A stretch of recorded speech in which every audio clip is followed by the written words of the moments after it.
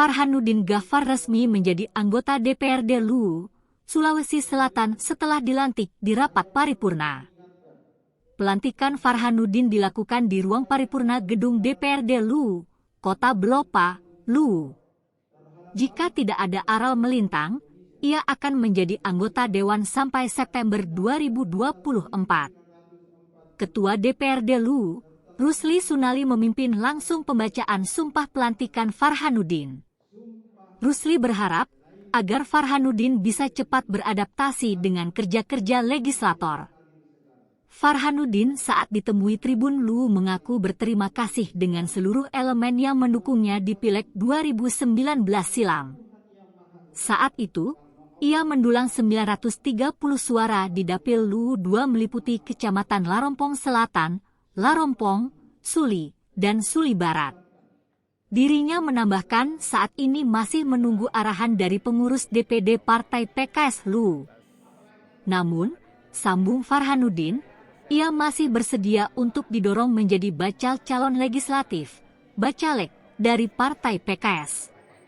Diketahui, Farhanuddin menggantikan Sri Astuti di Parlemen Luwu. Sri Astuti diganti akibat tak menjalankan tugasnya sebagai anggota dewan karena sakit. Menurut agama Islam, selanjutnya saya perlu mengingatkan bahwa sumpah yang akan saudara ucapkan mengandung tanggung jawab terhadap bangsa dan negara Republik Indonesia, Pancasila, dan Undang-Undang Dasar 1945, serta tanggung jawab terhadap kesejahteraan rakyat.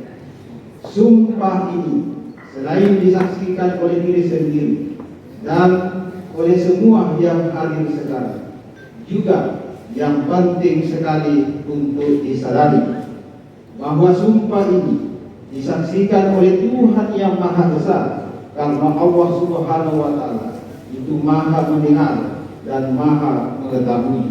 Hari ini, Pak, alhamdulillah, saya bersyukur kepada Allah atas peristiwa hari ini. Dan terlepas dari itu, saya berterima kasih kepada semua teman-teman, terutama pengurus partai yang berpartisipasi dalam semua agenda ini, dalam semua keputusan ini. Ke depan ini, Pak, apa rencana yang mau dikerjakan?